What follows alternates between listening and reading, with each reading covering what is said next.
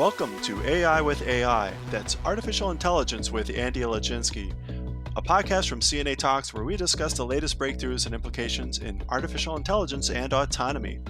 And if you're listening to us on Spotify or Apple Podcasts, don't forget to check out our website where we will post all the links that we discussed today. That's cna.org/CAAI. Well, with that, Andy, what's the latest and greatest in artificial intelligence and autonomy? Well, what could a podcast be without DARPA? So Well, there we go. we start off with two DARPA announcements. The first one is the latest in a series of various exercises that are devoted to a program I think we mentioned the first time maybe 3 years ago or so. Yeah, It's it's the been a while. OFFSET, Offensive Swarm-Enabled Tactics. Hmm. And it consists of a bunch of stuff all woven around the idea of trying to instantiate a better swarm technology. And so the latest announcement, this is back like 2 weeks ago or so, Hmm. DARPA had its fifth offset field exercise. Hmm. And here, the latest development is kind of interesting. The design that they were testing was to allow a single human operator to control a swarm that consisted of 130 physical drone platforms, Hmm. and in addition, 30 simulated drone platforms simultaneously, both indoors and outdoors in an urban setting. Hmm. The idea was to test it. It came out without a hitch mostly. It's Hmm. kind of interesting. I think there's a little video demo that one of the links will take you to. And the idea was to keep it very simple, kind of use as much of commercial off the shelf technology as they can. And the idea is to allow operators to do this with minimal training, right? Hmm. Inexpensive hardware. Hmm. And part of what goes into this, and we will have a link to a slightly dated description of what's called CCAST. It stands for Command and Control of Aggregate Swarm Tactics. There was a bunch of slides that were put together about a year and a half ago. So it may Hmm. be a little bit dated, but it'll give people that are interested kind of an overview of what the underlying technology is, Hmm. which also included a virtual reality interface, which kind of makes sense for the operator. So it takes the feeds from all the swarm assets, and you can have this interactive virtual view of whatever environment that they're in and what they're seeing. Hmm. So it's pretty exciting. Some of the write-up, I mean, we're not privy to all the details, of course, but some of the write-ups suggest that there's a degree of autonomy there Hmm. and a little bit of local smarts in the sense that the operator can say, go survey a building, Hmm. and the drones will be quote unquote smart enough to kind of know what to do and how to coordinate with other Hmm. drones. So again, the details are kind of lacking. This is a high level description, but it's the latest in a long series of demos. The next one of which may be even happening as we speak. There's going to be the Army Expeditionary Warrior Experiment 2022 that's Hmm. scheduled right now, I think, for February and March. And at that event, there will be yet another offset demonstration, another series of experiments. Hmm. No, that's really exciting, right? We're getting closer and closer to what you often, or what I often see in video games, where, as a player character, you're using some sort of technology with multiple systems, right? And you just kind of tell them what to do, and they Right. launch and do their own thing. Getting close to perhaps having that as a reality, and just to forecast, right? We'll be talking about something one of the undersecretaries of defense said about these technologies, which will kind of feed into this idea of being able to sort of more easily control this more advanced technology. So Mhm. I guess we'll talk about that after the next story. All right. Second DARPA story. Yeah. This is going back to the third week in December, where DARPA announced what is called a Guaranteeing AI Robustness Against Deception program, GARD, Mhm. GARD. And the idea is to develop a test bed for both characterizing and mitigating kind of attacks against machine learning Mhm. algorithms, right? Mhm. We've talked about adversarial attacks and so on and so forth. So, what this announcement actually consists of is, and what DARPA did, is release a toolkit that's available to interested researchers to aid whomever in testing their machine learning models' defenses Mm. against possible attacks. Mhm. And the idea really is just to open up a very complicated problem that's not going to be solved anytime soon, but to the broader developer community. And it's available right now on GitHub. And a couple of little interesting tidbits about it. I mean, it's mostly woven around a virtual platform called Mhm. Armory. And what is made available is a Python library Mhm. for machine learning security, and that itself called this adversarial robustness toolbox. So yeah, Dave. So what do you think about the announcement? That there's nothing other than that. It's available for those interested. Where do you think it's going to go, and what do you think is going to happen? Yeah, I think that that's the key question is really who's going to be able to latch onto this and actually use it to kind of improve their machine learning product. Ideally, we'd see industry and other organizations taking advantage of these types of tools to help increase the robustness of the technology that they're developing. But ultimately, I got to ask the question, and right, if there's no driving force behind that, a requirement on robustness or things like that, who's really going to be able to want to make use of these things? It's great that they're out there, but there are a lot of other tools to do a lot of things. So the real key here will be, how does the community adopt these tools or not? And then potentially what other forces, such as policy or other sort of requirements, might encourage developers to make more use of these types of tools. Yeah, you make a good point. I think that that's part of perhaps even the main driver behind Hmm. what DARPA is trying to do. It's not that it's a complete set of tools right Hmm. now, and DARPA is both interested in seeing what people can make of the tools that exist, Yeah. but it's also working to mature the library as it currently exists, perhaps make it even a definitive standard. So moving on, there's an interesting story I ran across like a week ago or so. Heidi Shue, who's DoD's Undersecretary of Defense for Research and Engineering, Hmm. she spoke at the Potomac Officers Club on January 19th. Hmm. And during that speech, she outlined her technology priorities. But she basically said that Defense Secretary Lloyd Austin, he charged her with finding ways to operate within congested regions and to penetrate highly defended areas. That was her kind of her Hmm. charter. And what came of that, and I haven't been able to find the document she referenced, that there's a draft version it was supposed to be published at the end of last week. As far as I know, it hasn't been. But at any rate, there is a summary of what is in this forthcoming document, and we'll certainly report it on the podcast when it comes out. There are a number of tech priorities. And as you might expect, it starts off with AI and autonomy. At the top of our list, really, is to develop intuitive, easy to use human machine interfaces. That's a priority Hmm. for both her and for DoD more generally. Yeah. Other priorities, none of these are surprising, but we now have kind of, well, here's the actual list of the person who's going to be charged with implementing these hypersonics, lasers, quantum computers, going beyond 5G. One interesting thing that caught my eye is one priority is rationalizing innovation hubs. She said it's very, very difficult to figure out, this is a quote, what we've gotten for our money through an array Hmm. of small business and reach out organizations tasked with soliciting innovations from small businesses.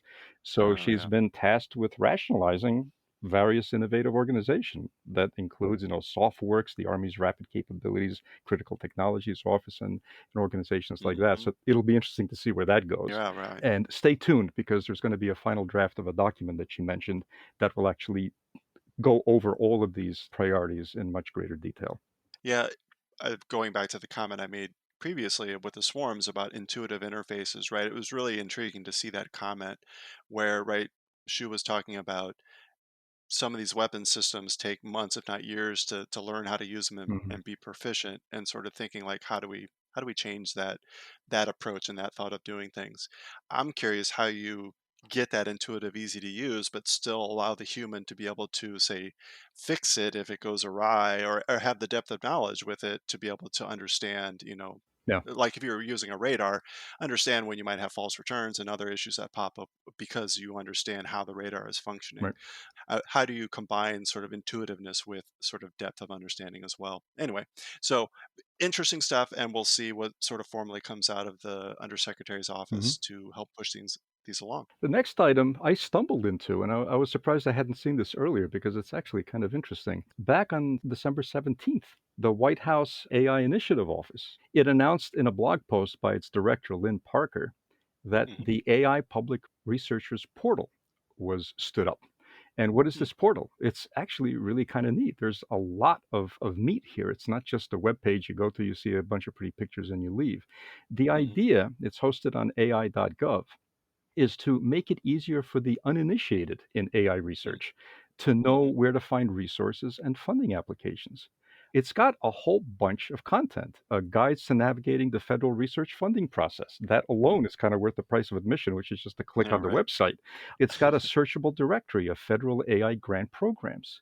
It's got a searchable repository of 40 federally funded test beds relevant for AI research. And it's got a variety of other sections that talk to data. They give various links to computation resources. It's already fairly filled with really important content. So kudos to Lynn Parker and kudos for whoever put this together. It's a really nice resource. Oh, that's great. It's all at Yeah, ai.gov. Pretty easy. yeah, very easy.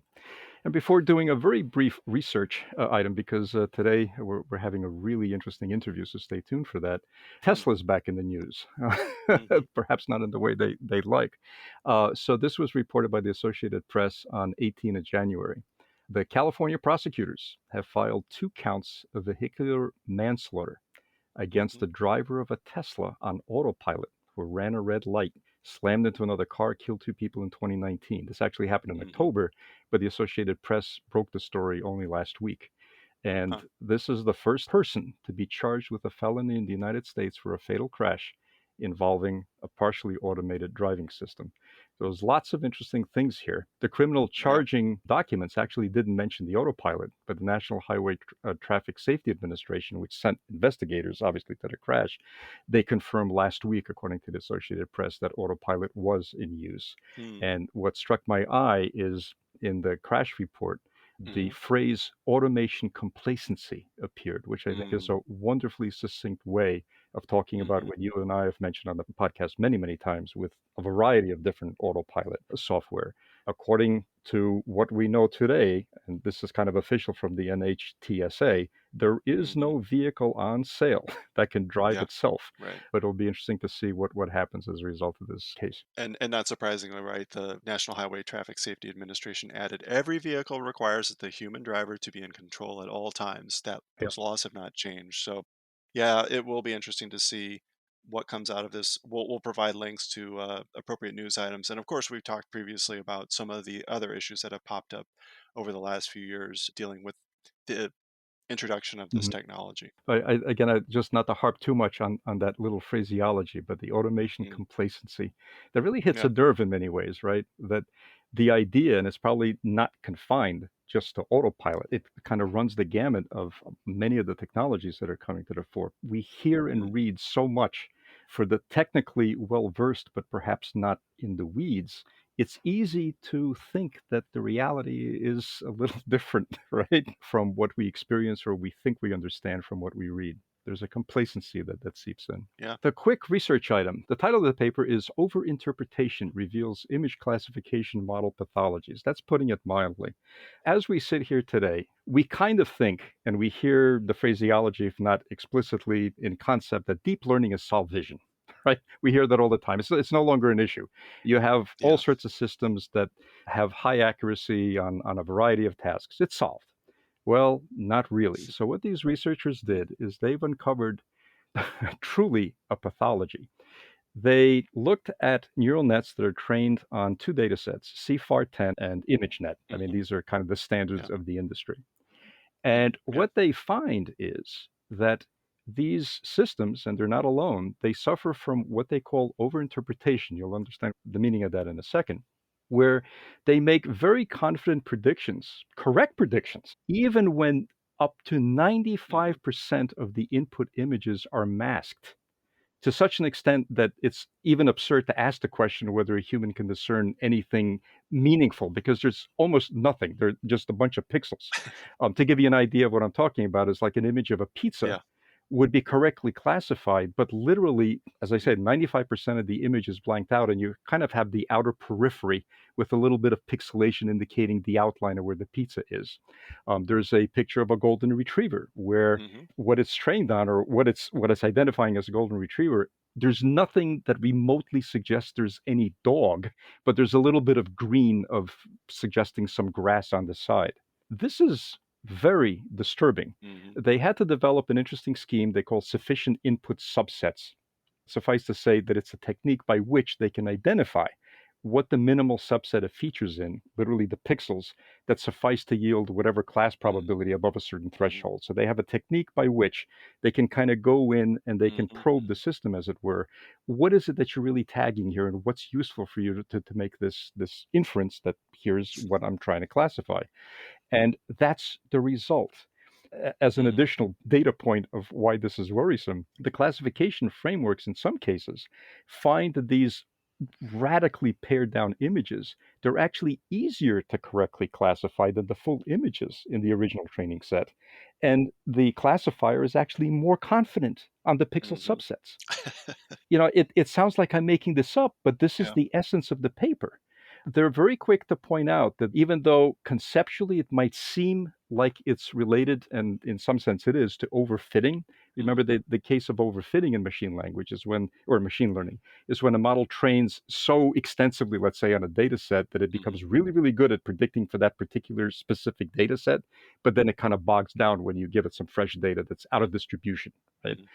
This is related to that, but the problem here is that the classifier is finding class evidence in regions of an image that contain no semantically salient features at all. Hmm. And it's really something that right now doesn't have any easy fix. Hmm. They recommend at the end using perhaps ensemble models. I mean, that's fine. People are really going to have to start thinking very seriously about this, Hmm. because this is apparently a very common failure mode of Hmm. machine learning models in general for computer vision. This is a big one. This is a really big one. This has to be related in some way. Remember a year or so ago, we talked about how image classifiers can't identify objects in unusual positions, right? So they Hmm. take a bus and put it on its side, and suddenly it's like a parachute as Right. opposed to a school bus. It feels like there's some sort of relevance here where the models are picking in on like specific. Well, you always take a picture of a dog from this direction or whatever, and it's always on a lawn or what, I don't know. Yep. Maybe What one of the virtues of the paper, and kudos to the authors, is there's a section that they list a massive set, really, of previously known image classifier model flaws, including the Mhm. one you're talking about. There are Oh, like a yeah. set of about a dozen of them, and they discuss them a little bit, and they compare to the overinterpretation case that they describe here. Mhm. What you're talking about also, it bears on what heretofore has been considered kind of the problem in computer vision, which is the shortcut learning problem. We've talked about that, where Yeah. the deep neural nets, they learn solutions that essentially exploit biases in the data. Mhm. In some sense, you could think of this as either a subset or superset, depending on how you think about it. But again, it's a little different because it's not really a bias in the data so much as some way in which the fundamental mechanism of these classifiers works that we really don't understand terribly well yet. Mm. It is picking genuine bona fide features of the data, but just in a way which is radically different from how humans understand semantic content. Hmm. Now, think about the impact potentially, right, on autonomous vehicles. We just talked about Tesla. So they have a couple of examples where they have traffic lights and street signs in the images. And what their sufficient input subset, this SIS, is that is the only real data set that's necessary for the classifier. It basically consists of just a bunch of pixels in the sky. That's extremely worrisome, right? Yeah. For autonomous vehicle systems that are going to depend on models like this.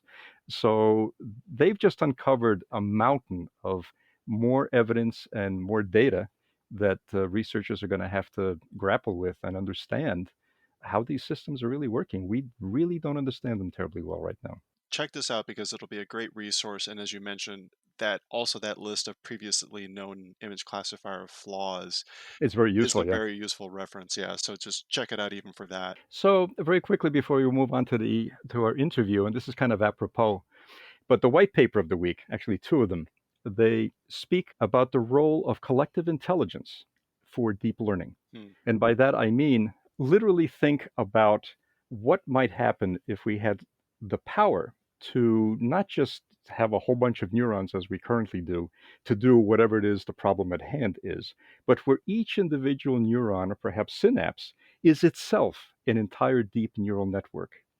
And what that does, A, that's really how the world really works. Hmm. But B, what these two white papers talk about is what's coming kind of to a head right now is these so far disparate lines of research, how that's kind of wrapping around Hmm. itself. And you have neurons consisting of complex systems, you have complex systems consisting of complex systems. These two papers, they're white Mm-hmm. papers. So you're not going to see too much original research except a wonderful review of kind of the field as it currently is and the various feedback loops and the potential for future research. They're absolutely fascinating. And again, stay tuned because that's kind of a context setter for the interview we're going to have in a few minutes. And finally, the last quick thing, the book of All the right. week. This is a really nice one. It's called Bayesian Optimization.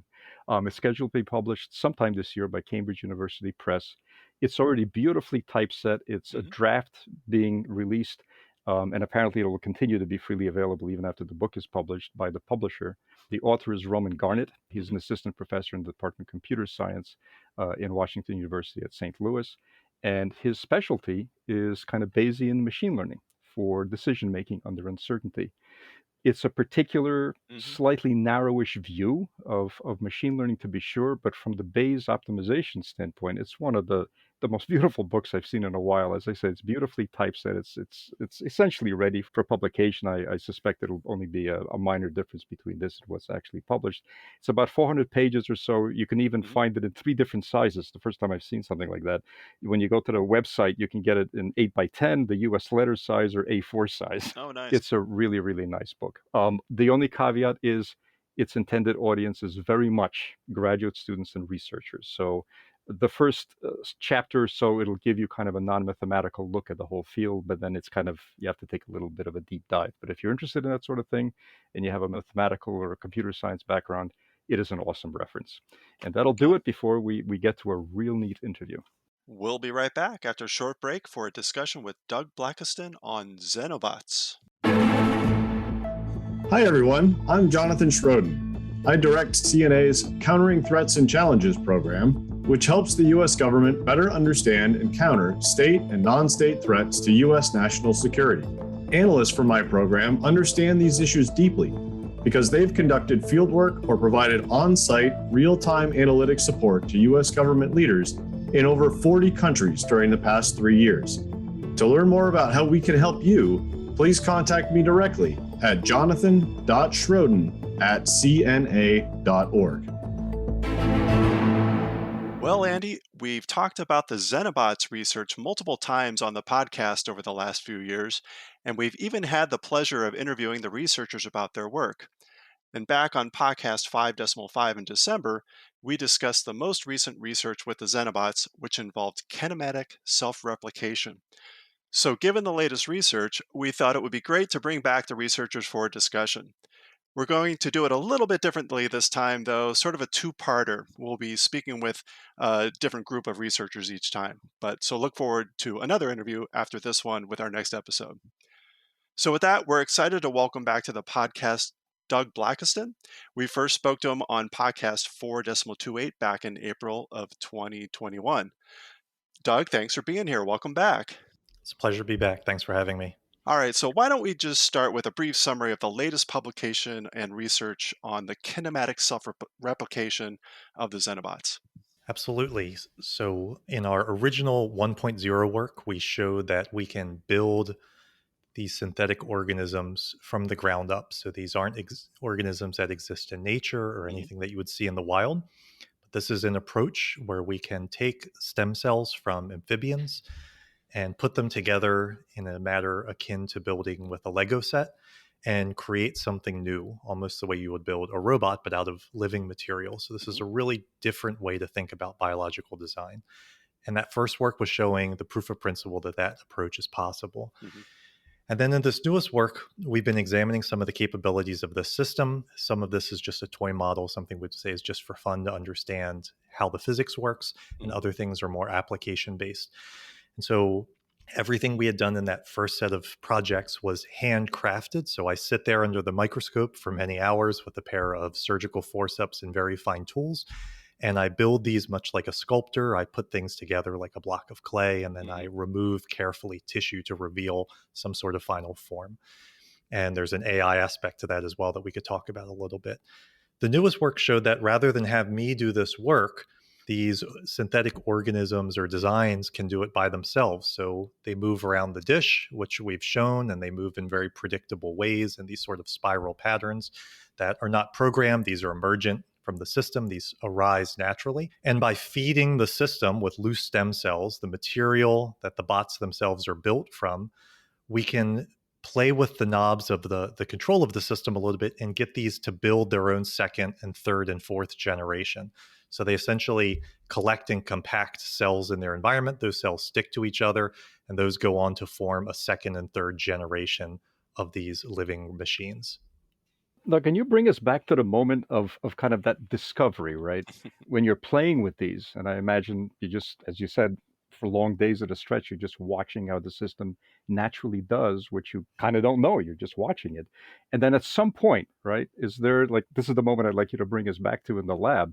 You guys are seeing something that you're not quite sure is, did we actually see what we just saw? And from there, obviously, this last paper kind of spawned. But bring us back to that moment. I'm really curious. Absolutely. What's nice is there's an academic race going on in scientific culture right now to understand how to build and generate shape from scratch. And this is really a huge goal for all of biology, right? So from regenerative medicine, we'd like to be able to regrow fingers, hands, eyes, organs, and probably do that in a dish. So not inside of a human, but could you figure out how to get cells to cooperate to build structures? That's all of bioengineering. Mm-hmm.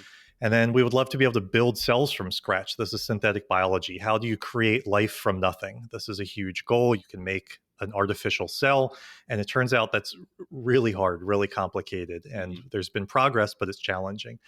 And really in between that is where our research slots in quite well, which is how do you generate something that's not just one cell, but multicellular, and not necessarily an organ or something that exists, but something that we design from the top down.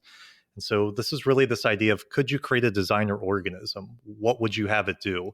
Could you say, I'd like an organism to be built that can swim through a tube and detect pollution and decontaminate it, or report back to an investigator about some environmental condition. Mm-hmm. There's even been talk about, could you engineer cells that could live inside of a mask and detect COVID and maybe change color in real time. Mm-hmm. And so there's all these really great applications. And so we came at this from this end of developmental biology has a lot of wonderful tools for understanding how cells go from, a single cell to an embryo to an organism. We all come from single cells. That's a really complicated and well-established research regime.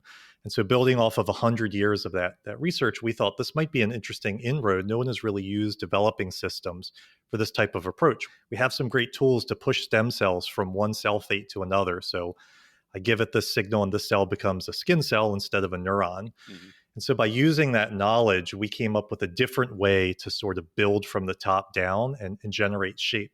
And I think that aha moment from you is hooking it into the simulator. I'd been seeing simulations of sort of soft robots of different types and forms in virtual worlds for years. And there was just this aha moment of, why don't we just build them? It's a super simple thought concept, but no one had ever asked the question because I don't think anyone thought the technology was there. And so that innovation was really great. We have the cells, we have the tools. This isn't super complicated. We call this a lot of cut and paste. This is a really old technique with a little bit of sprinkling of modern molecular biology on top. And I think that aha moment was not just that it's possible, but that it worked the first time, and it worked within a week of trying it. And then it was just like, oh my gosh, what can we do? We just came up with this incredible sandbox that we could use for all sorts of technologies and applications. Well, let me just say that in itself is kind of remarkable, because I think of the experience of a lot of graduate students is it's more about spending years trying to get it to work. And then you have maybe like this burst of actually trying to get something with it. You guys are faced with kind of the inverse problem. Andy, you were about to ask something. No, just I'd like to probe even a little deeper. I'm really fascinated about that kind of research at the cusp of doing something physically and then in simulation, as you say, getting back to your self-replication, if I remember correctly, right, the organisms, whatever, the xenobots by themselves, the self-replicating part, it kind of stopped right after about 2 generations. So it's not like it just continued. And so when you applied on the machine learning side, and that's what I want to kind of probe a little bit deeper. What exactly, what properties did you use when you say simulation? What exactly do you mean by that? Clearly, you've done something demonstrable. You've extended it from 2 generations to 4, so something's going on. I don't know if it's gone farther than that, but just if you can describe a little bit more that process of, here we have the xenobots, they do what they do, and we're observing them. Clearly, you're leveraging some properties that are I guess, obvious when you're sitting in the lab, but that's the part that I'd like you to step us through.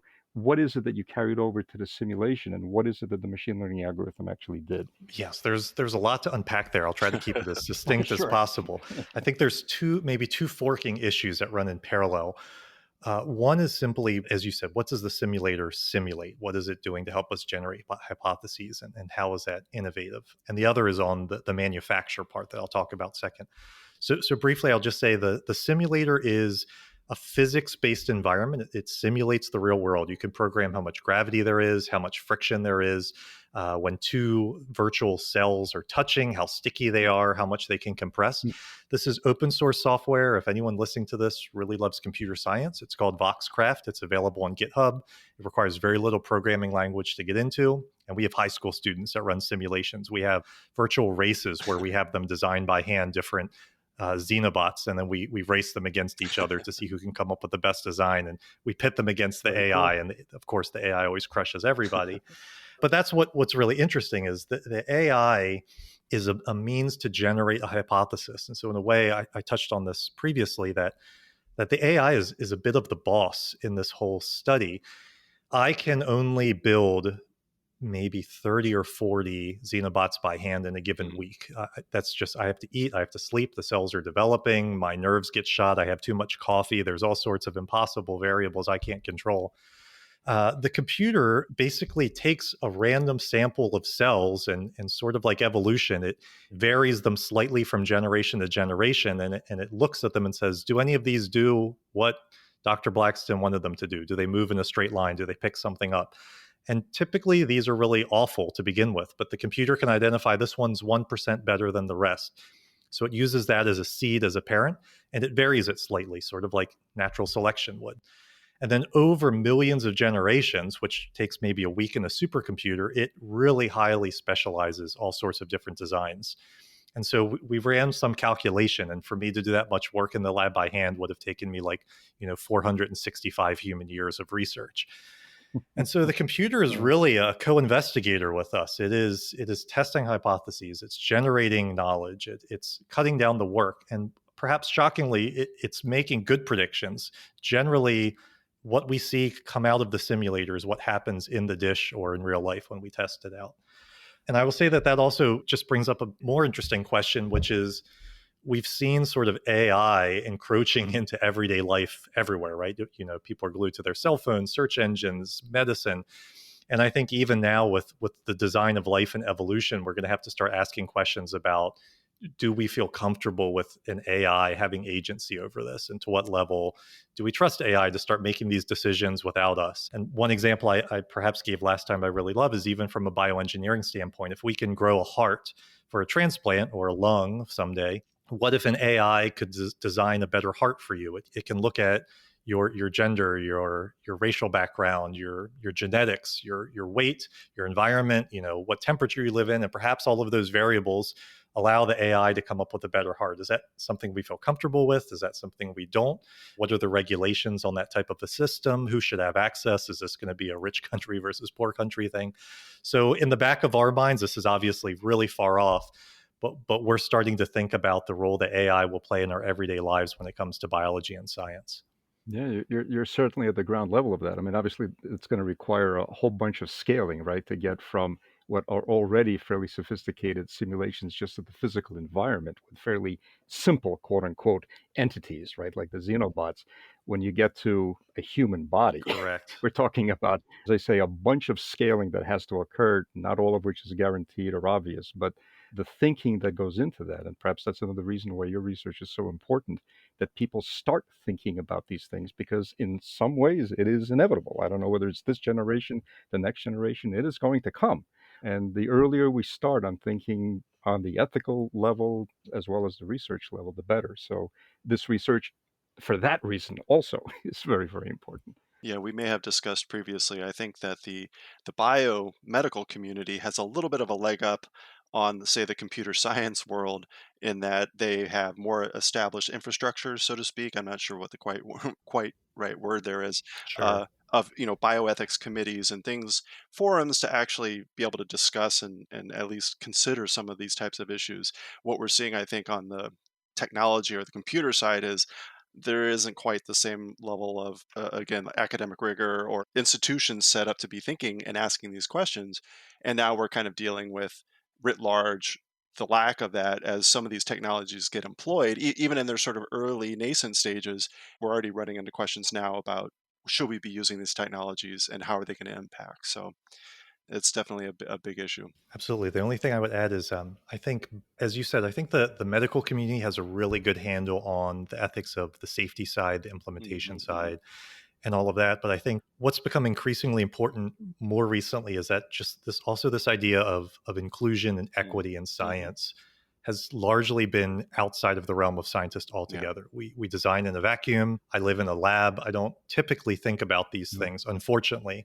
And I think it's been eye-opening with me. This next generation has been really good about pushing this to the forefront. And so even when we talk about something like using a biological material, whether it's a xenobot or something else, perhaps to detect something on a mask, right? That's great from a design standpoint. I can test that in the lab, but I think we're getting better at understanding we need to collaborate with ethicists and lawyers and gender study people to understand a lot of these really complicated questions during the research process. So like, do men breathe differently or talk differently than a woman? And would that matter for detection rate? Are there people living in areas where there's no AC or high wind, and that might affect how their variability in performance? Are there incarcerated people? And so who should have access to data if we're using this in a prison system? And these are all really complicated, but I think we found out that these are pretty hairy issues. And they're better to have a conversation and bring people into the conversation from communities that are especially vulnerable during the research process, rather than innovate and build and say, well, it's too late now. We've already made something that only these people can use or that only works with this specific background. So this is something we're really conscious about with our research, and that we've begun to work with a couple different task forces of lawyers and businessmen and ethics people and bioethics individuals to start to think about these in our research and design as well. On Twitter, I've been following Michael Levin's penchant, as is mine, for older generation books, kind of on biocomplexity, complex systems, that sort of thing. So I regularly kind of look out for the books that he posts, 90% of which, I've run across because I guess I'm of an older generation. But in that context, I got to ask you, there's a book that I remember seeing and I ran down and it's on my shelf. I think it was published in like 2004. And the title is Kinematic Self-Replicating Machines. It's kind of like the Bible of the concept, obviously not the instantiation. I'm presuming you're familiar with the book, but I was a little bit surprised that it wasn't in the paper. Yes. I have not read the book. I am familiar with it. I will say that some of that work we referenced, but it was in reference to the original manuscripts from which that book was pulling. And so this idea of self-replicating machines has been around for a long time. There's von Neumann machines. They call these robotic eggs. Yeah. There's sort of all these interesting, fun examples. We had a really interesting time in review with this paper because it's unclear who the reviewer should be. If a roboticist gets this paper, they hate the biology, or they don't understand it, or it's impenetrable to them. That's not their background. And then we had biologist reviewers who wanted us to pare down the robotics aspect and the computer science aspect. So some of that also was moved. We have an incredibly long supplemental document in that paper, and a lot of that at the request of different reviewers. We had both computational people who wanted less biology and biologists who wanted less computer science. So we sort of had to meet in the middle, but it meant extracting parts of the manuscript and moving them to the back end. But absolutely, a lot of that work has been fundamental. These things have been theorized and some really simple toy models have been built, but we haven't really seen these played out in traditional robotics, and certainly not in the biological world. I just thought I'd ask you. Well, Doug, so what should we kind of look forward to now in the next year or so? Where are you kind of exploring next? Obviously, it's a big sandbox and there's a lot of potential. Any particular areas that you're gravitating towards at this point? Absolutely. So there's two necessary next steps that I'm interested in, and some of these overlap with what Mike and Josh Bongert, who are the other PIs that work on this, and some of it is separate. Number one is we're trying to add all sorts of different sensors genetically to give these designs the ability to sense important stimuli in their environment, whether it's odors or chemicals or light, and basically generate some sort of intelligent movement. And so this would be a way to sort of program them to respond to stimuli, which would give us a lot more control out of the system. And then we're certainly interested in pursuing not just other cell types. So everything we've built are amphibian cells. I think we've alluded to before that we've been working with some mammalian cells as well, which would be more important biomedically, but even moving to other materials. So could these be integrated with plastics or wearables or implantables and create a true biohybrid design, whether it's a textile or fabric or something that's implantable? So really doing a lot of work surveying the space out there of what's available and what would be biocompatible and how that might be useful for all sorts of applications that are industrial or agricultural or biomedical in the future. So we have proposals out for all of those types of experiments, and we've reached out to a number of collaborators. And I think those will be the things that you'll see coming probably in the next 1 to 2 years. That is very exciting. I'll certainly look forward to that. All right. Well, we really appreciate your time. Any final thoughts or comments, Doug, that we haven't covered? No, I just think, the marriage of computer science, robotics, and biology has been a long time in the making. And I think you'll see this being increasingly important in all aspects of our lives moving forward. Well, thanks again for joining us, Doug. It's always fascinating to hear about your research. It's really on the cutting edge. And as you mentioned, it should also be accelerating our discussion about how we're going to be using these technologies as a global community. So we really look forward to seeing what you guys produce next. And we look forward, hopefully, to discussing it with you in the future. Thank you very much. Appreciate you having me on. All right. Well, if you're listening to us on Spotify or Apple Podcasts, don't forget to check out our website where we will post all the links that we discussed today. That's cna.org/CAAI. But I, for one, welcome our new computer overlords. Thanks as always, Andy. I'll see you next time. Sounds good.